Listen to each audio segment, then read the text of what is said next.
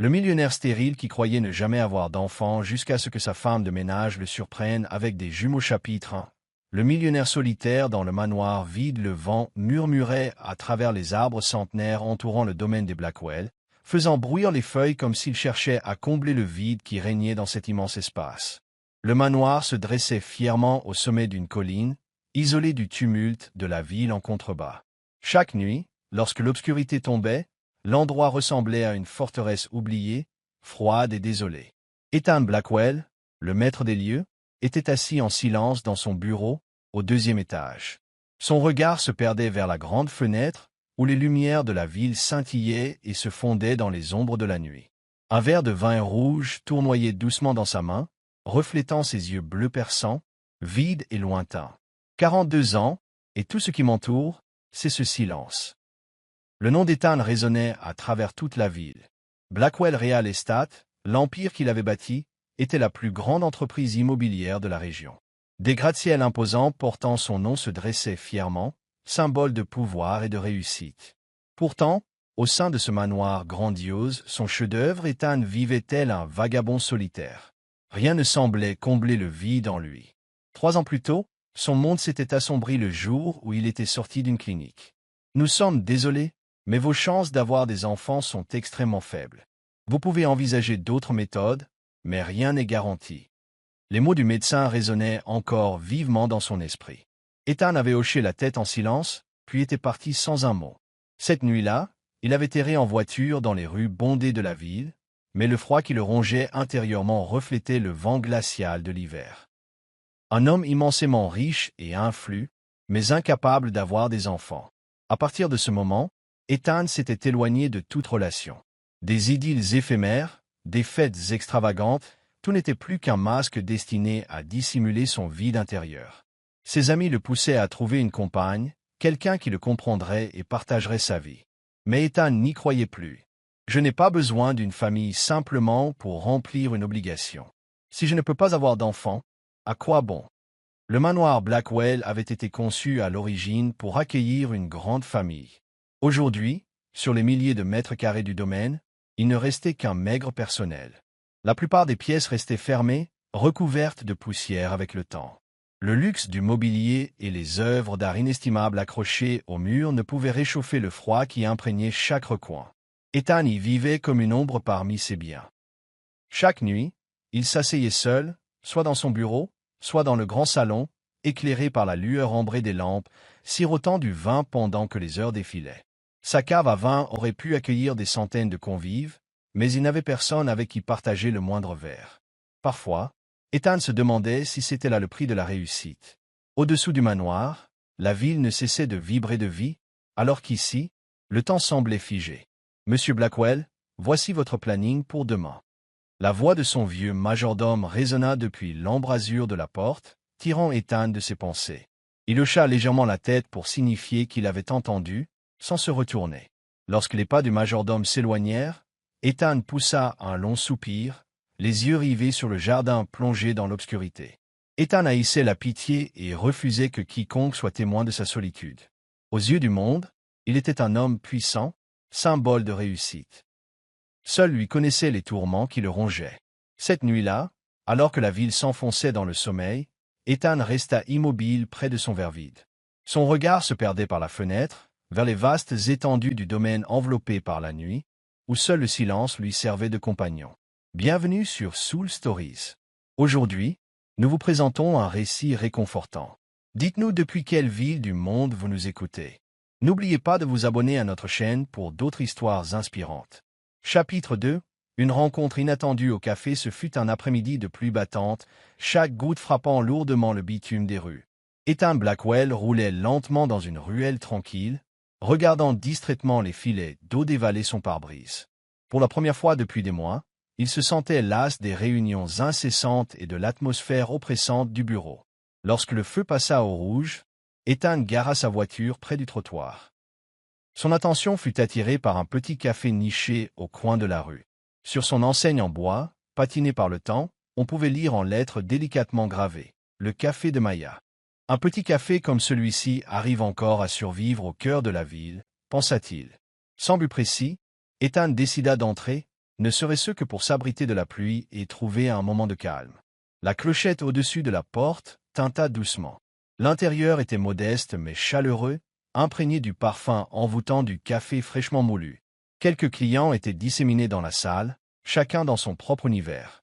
Derrière le comptoir se trouvait Maya, la propriétaire et barista. Elle s'affairait avec précision, jonglant entre les plateaux et les tasses fumantes. Maya semblait avoir une trentaine d'années, pas particulièrement remarquable selon les canons habituels, mais elle dégageait un charme discret. Son visage affichait une douceur bienveillante, même si ses yeux, un peu creusés, laissaient entrevoir une certaine fatigue.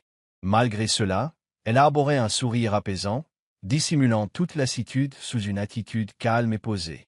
Son tablier, bien que défraîchi, était impeccable et ses cheveux sombres étaient attachés en un chignon simple et soigné.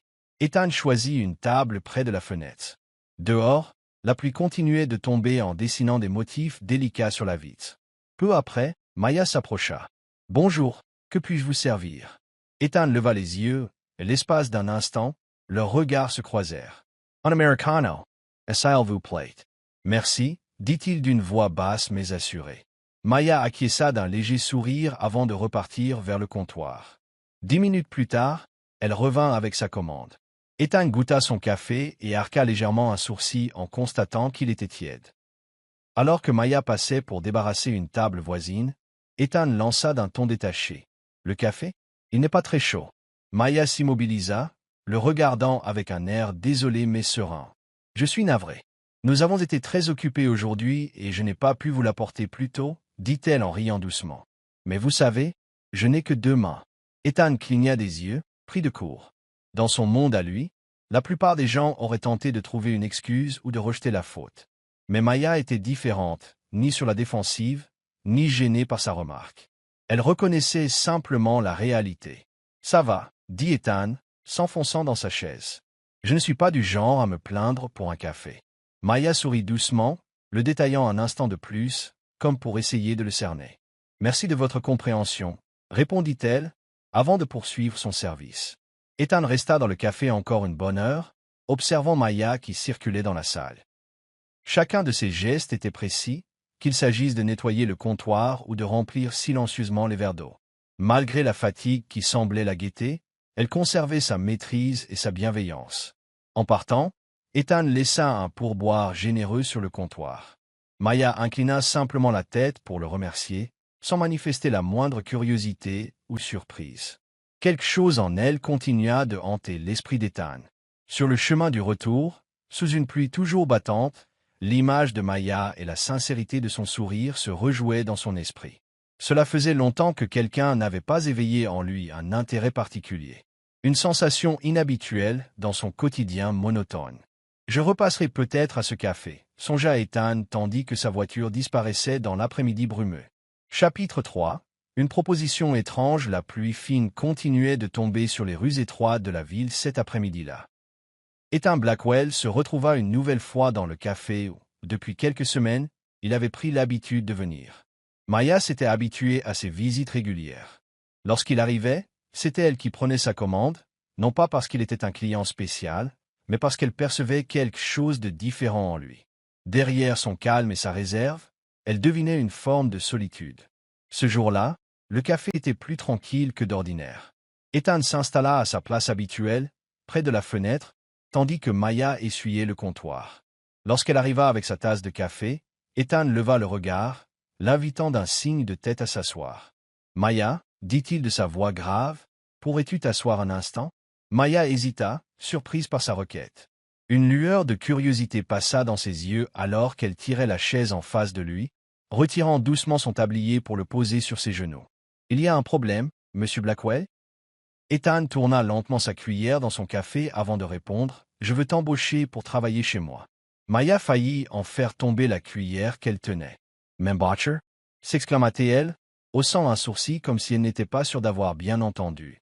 Ethan acquiesça, s'appuyant sur le dossier de sa chaise, sa voix devenant plus claire et posée. « J'ai besoin de quelqu'un pour prendre soin de ma maison. Tu as été la première personne à qui j'ai pensé. » Un petit rire mêlé d'incrédulité s'échappa des lèvres de Maya. « Vous plaisantez, j'espère. Je ne suis qu'une employée de café, pas une gouvernante ou une assistante personnelle. Ethan secoua la tête, le regard sérieux. Non, je ne plaisante pas. Tu es consciencieuse, minutieuse et honnête. Je l'ai constaté dans ta manière de travailler ici. Ma maison est immense et vide. J'ai besoin de quelqu'un de fiable. Maya resta un moment silencieuse, soupesant l'offre singulière. Elle connaissait à peine Ethan, mais la proposition était indéniablement tentante. La rémunération sera 3 fois ce que tu gagnes ici, ajouta Ethan, devinant son hésitation. Les yeux de Maya s'écarquillèrent. Sa vie n'était pas simple. Elle était mère célibataire et devait élever seule son fils, Léo. Entre le loyer, les frais de scolarité et les factures, tout pesait lourd sur ses épaules. Ses doigts se crispèrent machinalement sur son tablier. Ethan, j'apprécie votre offre, mais je ne sais pas si je suis qualifié.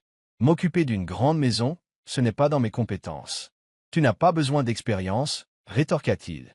J'ai simplement besoin de quelqu'un de soigneux et digne de confiance. Je n'aime pas les gens qui prétendent être ce qu'ils ne sont pas. Maya, elle observa un long moment.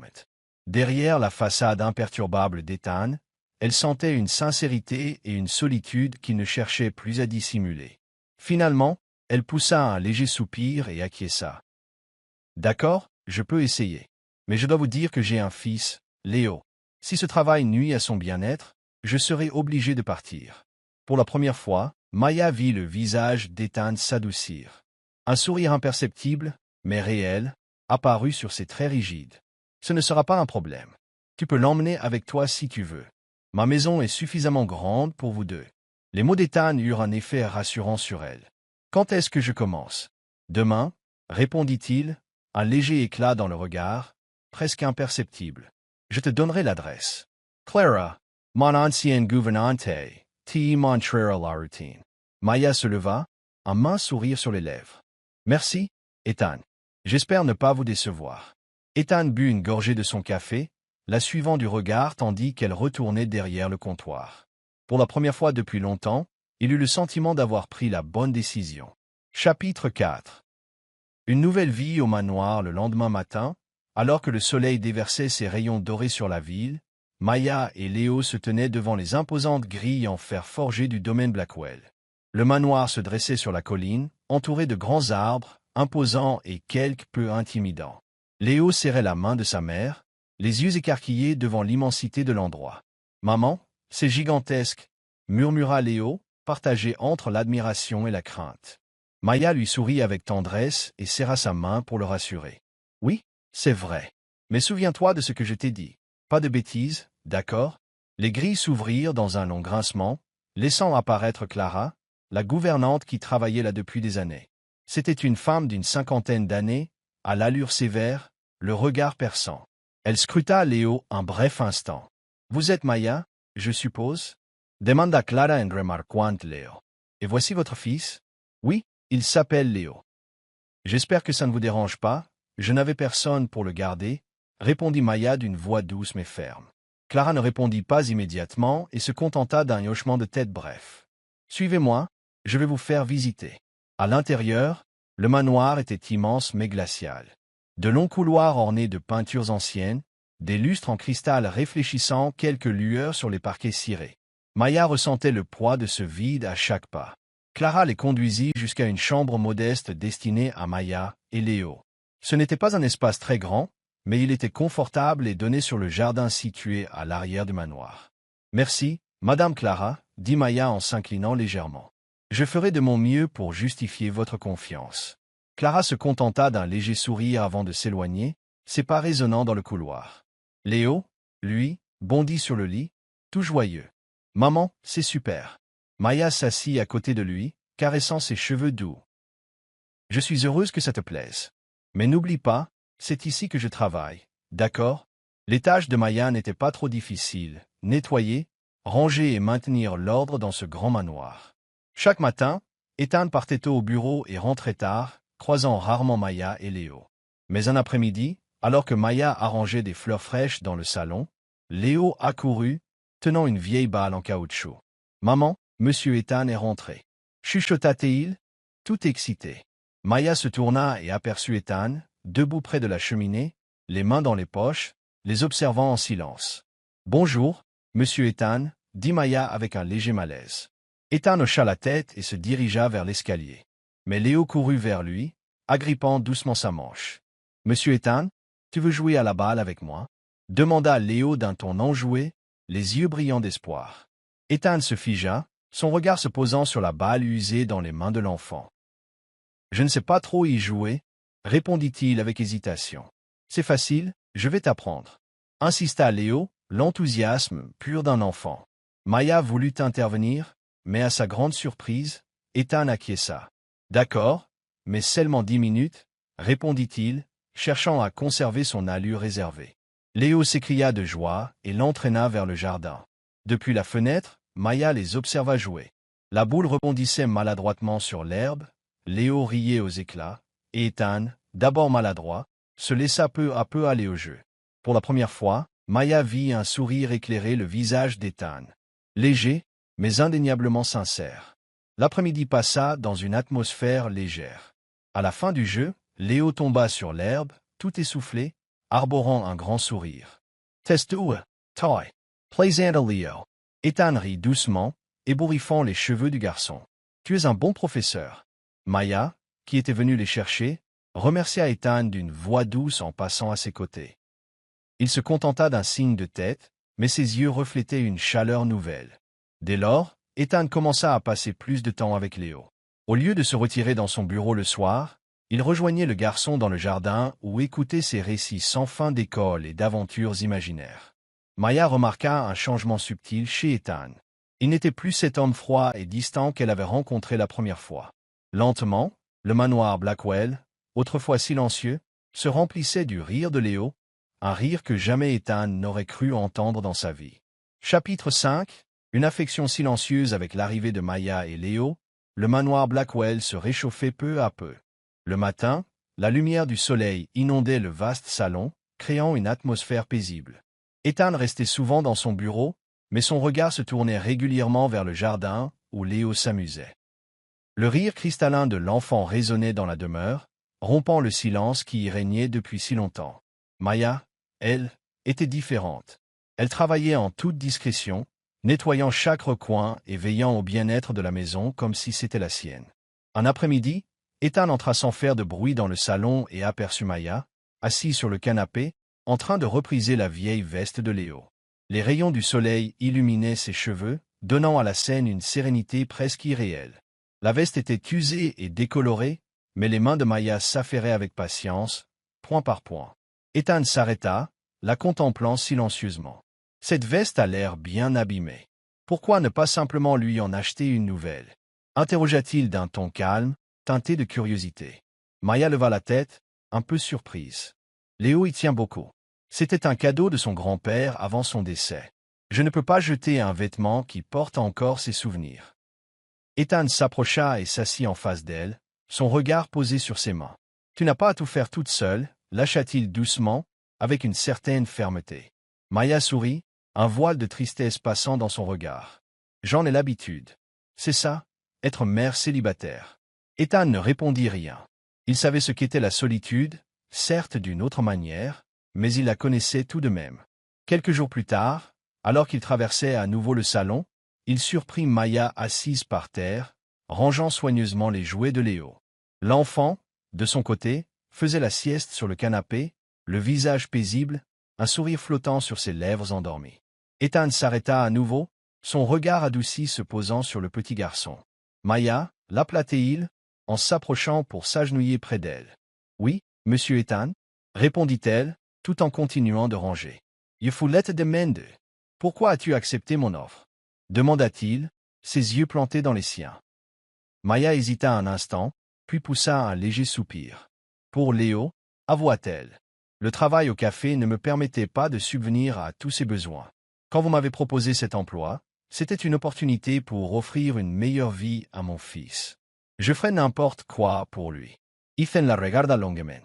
Elle n'était pas comme les femmes qu'il avait connues jusque-là, ni intéressée par l'argent, ni guidée par des arrière-pensées. Maya était simplement une mère prête à tout pour son enfant. Ce soir-là, Ethan se retrouva dans son bureau, repensant aux paroles de Maya. Il se sentait animé d'un sentiment nouveau, qu'il n'avait pas osé laisser grandir auparavant. Le lendemain, Il se rendit dans un magasin de vêtements pour enfants et choisit une nouvelle veste pour Léo. À son retour, il attendit à Maya. « Je me suis dit que Léo aimerait peut-être ça », dit-il d'une voix un peu maladroite. Maya observa la veste et lui adressa un sourire reconnaissant. « Merci, monsieur Ethan, mais je crois que Léo aimera toujours autant son ancienne veste, fit-elle remarquer en riant doucement, tout en acceptant tout de même le cadeau. Ethan hocha la tête, sans insister. Au fond de lui, il prenait conscience de l'affection grandissante qu'il éprouvait pour Maya et Léo. Et, sans qu'il s'en rende compte, cette affection discrète s'était glissée dans le cœur du millionnaire autrefois solitaire. Chapitre 6. Les tempêtes du passé, c'était un matin d'automne doux, et les rayons du soleil filtraient entre les arbres immenses, baignant le salon du manoir Blackwell d'une lumière apaisante. Maya était installée sur le tapis avec Léo, construisant un château de blocs. Les éclats de rire de l'enfant réchauffaient la demeure, un son qu'Ethan n'avait jamais cru possible d'entendre. Ethan, debout un peu plus loin, tenait une tasse de café, observant la scène. Il n'aurait jamais imaginé que la simple présence de Maya et Léo puisse métamorphoser ce lieu autrefois silencieux en un foyer vibrant de vie. Mais la paix est souvent éphémère. Dans l'après-midi, une voiture de sport rouge rutilante s'arrêta devant les grilles du domaine. Une femme en descendit, Amanda, celle qui avait autrefois occupé une place importante dans la vie d'Ethan. Le bruit sec de ses talons sur l'allée de pierre annonçait son arrivée soudaine. Ethan, en regardant par la fenêtre, fronça les sourcils. Il ne s'attendait pas à la visite d'Amanda. La porte d'entrée s'ouvrit à la volée, et Amanda pénétra avec ce sourire radieux mais calculateur qui la caractérisait. « Ethan » lança-t-elle avec assurance, d'un ton suave, « ça fait un bail. » Ethan acquiesça, sa voix glaciale. « Amanda, je ne m'attendais pas à te voir ici. » Le regard d'Amanda balaya la pièce et se posa rapidement sur Maya, qui sortait de la cuisine, un tablier encore couvert de farine. « Et elle, qui est-ce » lança Amanda, plissant les yeux d'un air à la fois curieux et aigre. « Maya travaille ici » répliqua calmement Ethan. À ce moment-là, Léo dévala les escaliers, agitant les bras en direction d'Ethan. « Tonton Ethan, j'ai fini mon château. » Maya m'a. Les yeux d'Amanda s'agrandirent légèrement devant la présence de l'enfant. Son visage se rembrunit quand elle comprit la situation. « Donc c'est pour ça que tu m'as ignoré, Ethan? Une femme et son gamin » cracha-t-elle, un venin à peine voilé dans la voix. Maya resta silencieuse, même si elle semblait mal à l'aise. Ethan posa sa tasse, son ton devenant plus sévère. « Amanda, pourquoi es-tu venue » Amanda s'approcha de Maya, la toisant d'un air condescendant. « Tu sais qu'Ethan ne peut pas avoir d'enfant, pas vrai? Ne t'imagine pas pouvoir prendre ma place. Je le connais mieux que personne. » Untension peasant s'installa. Maya resta silencieuse, malgré la pointe d'inquiétude qu'elle ressentait. Ethan s'interposa, toisant Amanda d'un regard glacial. « Amanda, tu es partie au moment où j'avais le plus besoin de toi. Ne reviens pas semer le trouble dans ma vie. » Amanda, décontenancée, ne s'attendait pas à tant de franchise de sa part. « Tu penses vraiment être heureux avec elle » demanda-t-elle, la voix tremblante. « Je n'ai pas besoin de ton approbation, » rétorqua-t-il. « Je prends mes propres décisions. » Amanda tourna les talons et quitta la maison, laissant derrière elle un silence pesant.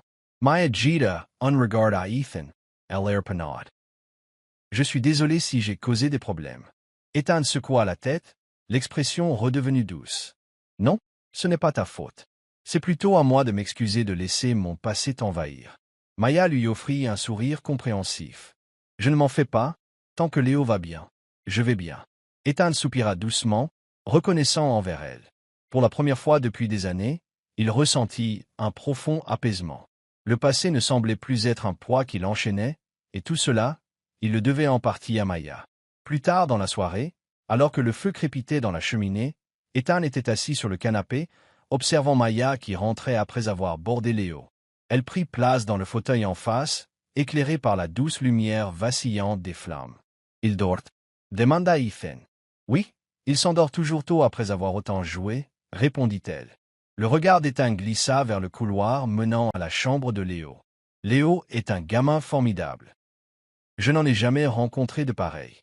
Maya eut un petit rire, mais ses yeux s'assombrirent fugacement. Il est spécial. Ethan se pencha légèrement, intrigué. Tu sais, tu as vraiment fait un travail admirable en l'élevant. Je suis conscient des difficultés d'une mère célibataire. Maya hésita un instant, puis prit une inspiration. Ethan, il y a quelque chose que je dois te dire, déclara-t-elle d'une voix plus basse. Ethan sentit sa bienveillance, l'encourageant du regard à poursuivre. Léo n'est pas mon fils biologique, avoua-t-elle dans un souffle. Les sourcils d'Ethan se haussèrent légèrement. Que veux-tu dire? Maya s'adossa, les yeux rivés sur les flammes. Je l'ai adopté quand il avait 2 ans. À l'époque, je traversais une période très difficile. Ethan écouta en silence, comprenant la profondeur de ce qu'elle s'apprêtait à révéler. J'avais perdu ma mère, presque tout perdu d'ailleurs. J'étais en galère lorsque j'ai décidé de faire du bénévolat dans un orphelinat. C'est là que j'ai rencontré Léo. Maya laissa échapper un sourire teinté de tristesse.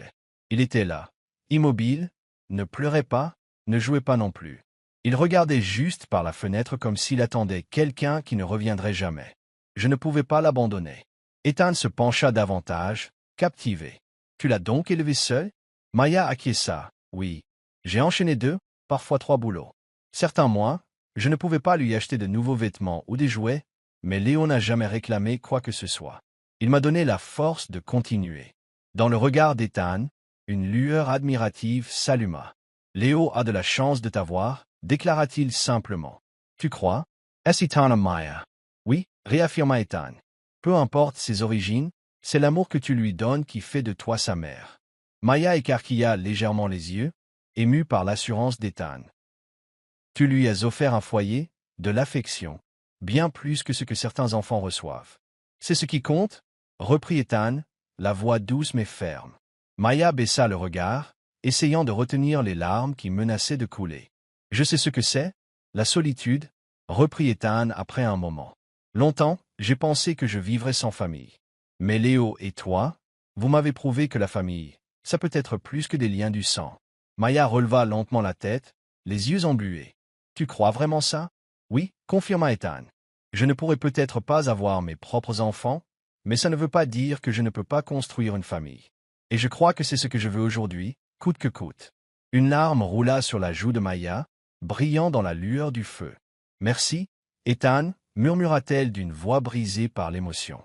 Ethan se leva et s'approcha, prenant doucement sa main dans la sienne. Peut-être que nos passés nous ont menés ici pour une raison, dit-il tout bas. Maya serra ses doigts, sentant une chaleur nouvelle l'envelopper. À cet instant, ils savaient tous deux que, quel que soit l'avenir, ils l'affronteraient ensemble. Vous êtes toujours là? Si oui, commentez Coca-Cola. Ah! Chapitre 7. Le secret dévoilé. Ethan était assis sur le long canapé, le regard fixé sur Maya, qui s'installa à côté de lui après avoir couché Léo. Le feu crépitait doucement dans la cheminée, ses reflets dansant sur le visage de la jeune femme, diffusant une douce chaleur dans la pièce. Il dort? Demanda Ethan, brisant le silence. Oui, il a dépensé toute son énergie, répondit Maya avec un petit sourire. Il s'est endormi aussitôt. Ethan acquiesça, ses yeux dérivant vers le couloir menant à la chambre de Léo. Léo est vraiment un enfant exceptionnel. Je n'ai jamais rencontré quelqu'un comme lui. Maya pouffa légèrement, même si son regard se voilait d'une légère mélancolie. Oui, il est spécial. Un court silence s'installa avant qu'Ethan ne reprenne la parole. Tu as fait un travail formidable en l'élevant. Je sais que ce n'est pas simple d'être une mère célibataire. Le visage de Maya s'assombrit un instant, puis elle inspira doucement. Ethan, il faut que je te dise quelque chose. Ethan attendit, se rapprochant imperceptiblement. Léo n'est pas mon fils biologique, avoua-t-elle doucement. Ethan fronça légèrement les sourcils. Qu'entends-tu par là? Maya se cala un peu plus contre le dossier du canapé, son regard se perdant dans les flammes. Je l'ai adopté quand il avait 2 ans. À ce moment-là, je traversais une épreuve très difficile. Ethan garda le silence, la laissant poursuivre. J'avais perdu ma mère et presque tout ce que j'avais. Je survivais à peine. Pour m'occuper l'esprit, j'ai fait du bénévolat dans un orphelinat, et c'est là que j'ai rencontré Léo.